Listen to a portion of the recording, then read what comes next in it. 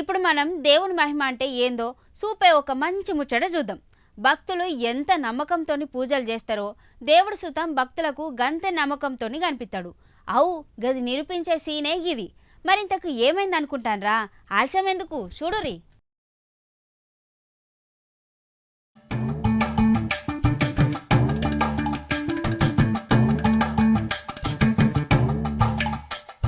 పశ్చిమ గోదావరి జిల్లా భీమవరం మండలం వెంప అనే ఊళ్ళే ఆంజనేయ స్వామి గుళ్ళే ఒక వింత అయింది.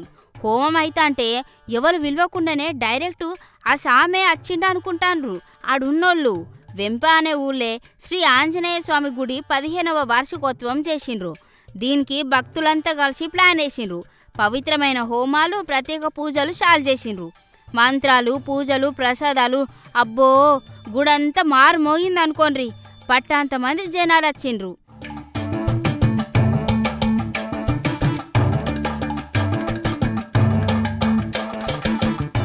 ఇక పూజలు ఫిక్స్లో ఉన్న టైంలా ఏడికేంచి వచ్చిందో గాని ఒక కొండెంగచ్చి కూసున్నది. కోత అనుకోండ్రిగా. జనాలంతా చూసి పరేషాన్ అయినరు.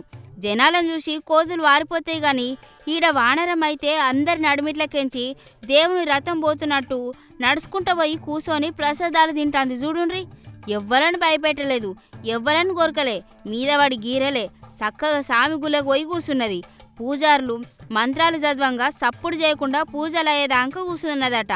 హోమం అంతా పూర్తయ్యే వరకు ఒక్క అంగుళం సుతం కదలలే.